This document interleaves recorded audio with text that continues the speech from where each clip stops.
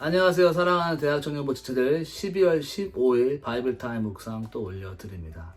벌써 12월 15일이 되었습니다. 12월도 벌써 반이 지나가는데요. 나머지 얼마 남지 않은 2주밖에 남지 않은 이 2020년도를 잘 마무리 지으시고 또 2021년도를 잘 준비하시는 여러분 되시기를 바랍니다. 오늘 본문 말씀은 미가서 6장과 7장에 있는 말씀입니다. 미가서에 있는 6장과 7장의 말씀은요, 하나님의 변론하심을 볼 수가 있습니다. 바로 2절에 이렇게 써있네요. 너희 산들과 땅의 견고한 지대들아, 너희는 여호와의 변론을 들으라. 여호와께서 자기 백성과 변론하시며 이스라엘과 변론하실 것이라. 하나님은 하나님이십니다. 하나님은 주권을 가지고 계신 분이시고, 하나님은 공의로우신 분이시고, 하나님은 타당히 그의 백성들을 심판하실 수 있는 분이십니다. 하지만 왜 하나님은 스스로를 변론하실까요? 참 이런 것을 묵상해 보면서 하나님은 그의 백성들을 심판하는 것을 원치 않으신 것을 볼 수가 있습니다. 그리고 또한 하나님은 아무 이유 없이 그 사랑하는 백성들을 심판하시지 아니하시는 그런 하나님의 심정을 잠깐 엿보볼 수 있으리라 생각이 듭니다. 자, 그러면서 3절에 이렇게 써 있습니다. 이르시기를 내 백성아 내가 무엇을 내게 행하였으며 무슨 일로 너를 괴롭게 하였느냐 너는 내게 증언하라. 하나님께서 이스라엘 백성들에게 호소하시는 그 말씀의 마음이 들려지지 않습니까? 내가 너에게 어떠한 일로 너를 괴롭게 하느냐, 나는 너에게 선한 일로만 대했고 좋은 일로만 했거늘 너는 그것을 나를 괴롭게 했다라고 말하는 것을 볼 수가 있습니다. 그래서 4절부터 하나님이 이스라엘 백성들에게 행하신 일들을 말씀하시는데요. 바로 하나님은 4절에 모세와 아론과 미리암을 보내어서 이스라엘 백성들에게 잘 그들을 인도했으며, 또 5절에 발락과 발람의 이야기를 통하여서 하나님은 정말 발락과 발람이 주위 사람들이 이스라엘 백성들에게 악을 행하려 했을 때도 그 악을 행한 것을 선으로 돌이키신 하나님의 선하신 그 발걸음을 보여주고 계십니다. 그리고 6절부터 8절에는 이스라엘 백성들이 온전한 회개로 돌아올 것을 그렇게 호소하고 계시고요.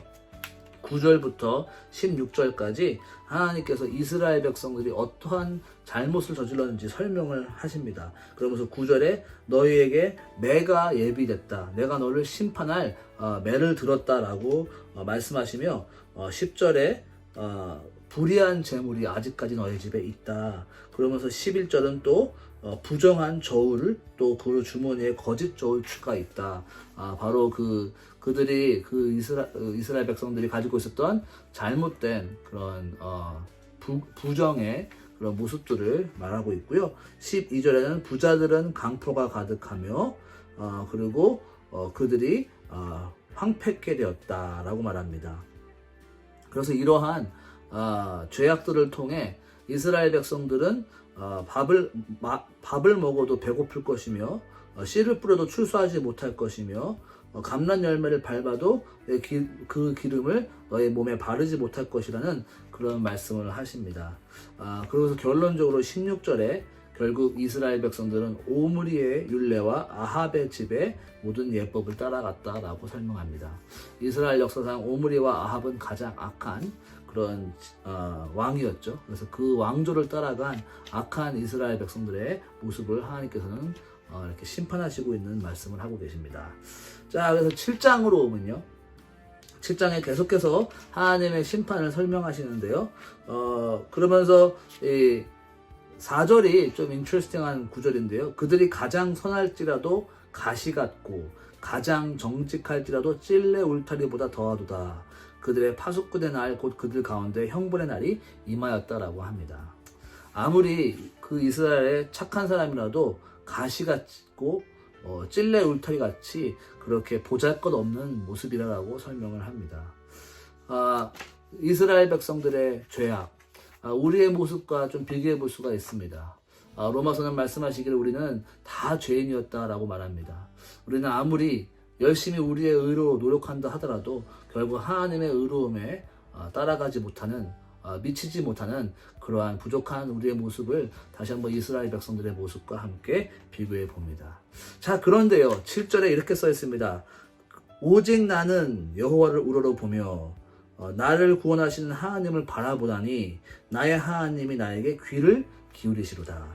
이렇게 악하고 부족한 사람들이지만 하지만 그래도 나는 하나님을 바라보겠습니다. 하나님을 우러러보겠습니다. 그렇게 하나님한테 얼굴을 구할 때 하나님께서 나에게 귀를 기울여 주시겠다는 그런 말씀을 하시는 내용이 이제 7절부터 끝절까지 볼 수가 있습니다.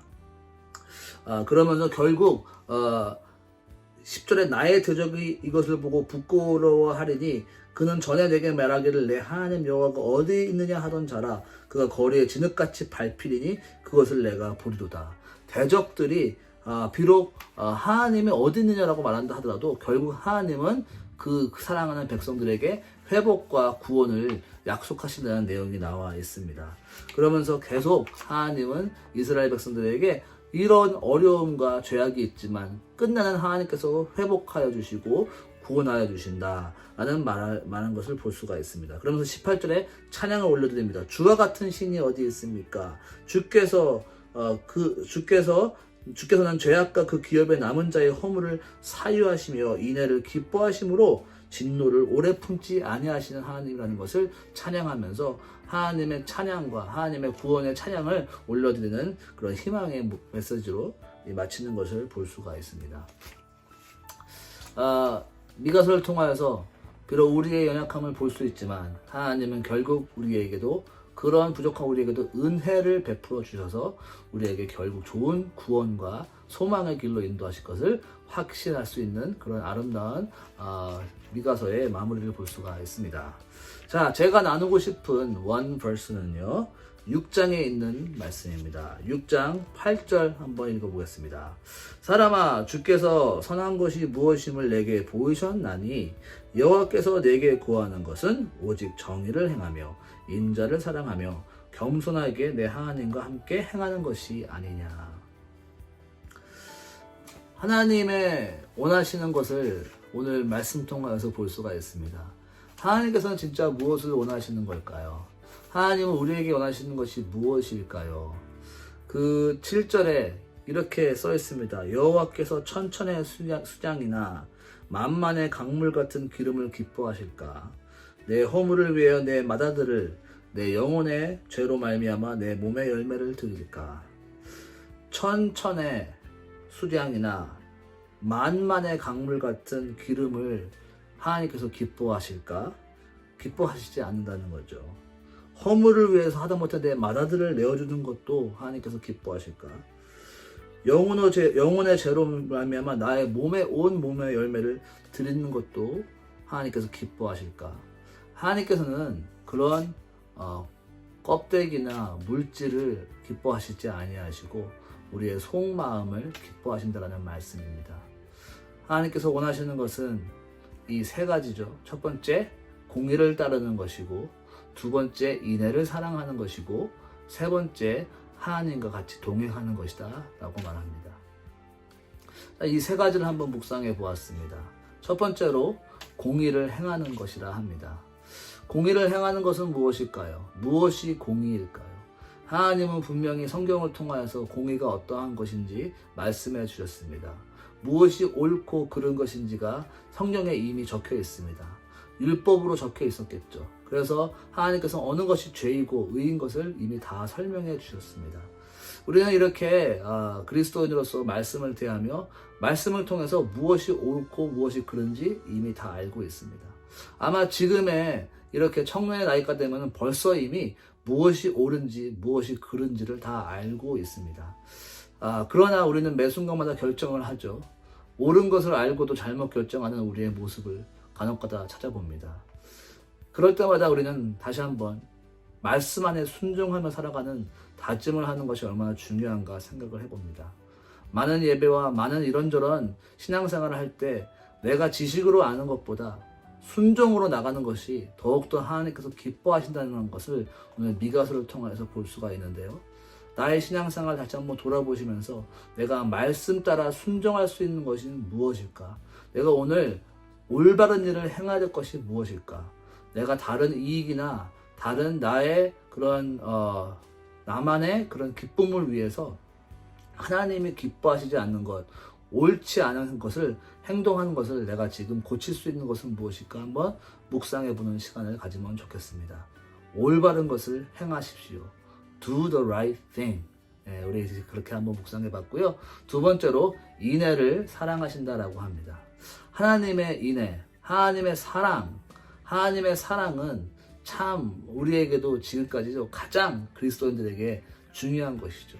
하나님 본인 스스로를 define 하시고 describe 하시는 것 중에 하나가 바로 사랑이라는 거 여러분들 다 기억하시죠? 사랑. 나는 지금 이 시간에 내 옆에 사람에게 사랑할 수 있는 사랑의 손을 뻗을 수 있는 사람이 누가 있을까 한번 묵상해 볼까요? 특별하게 우리 크리스마스와 연말을 맞이하면서 2020년도를 돌아보면서 내 주위에 내가 사랑을 전할 수 있는 사랑의 손을 뻗을 수 있는 사람들은 누가 있을까? 내가 그동안 사랑의 표현을 하지 못한 사람이 있었다면 한번 오늘 생각해 보시면서 2020년도를 마무리 짓기 전에 한번 사랑의 표현을 해보는 것은 어떠신가요? 가벼운 카톡 그런 글만이라도 또 혹은 그냥 조그만한 선물이라도 혹은 그냥 따뜻한 격려의 한마디라도 내가 사랑으로서 손 뻗을 수 있는 사람은 누가 있을까? 우리 대학 청년부 지체 중에 누구에게 사랑을 표현할 수 있을까 한번 묵상해보는 시간 되면 좋겠습니다.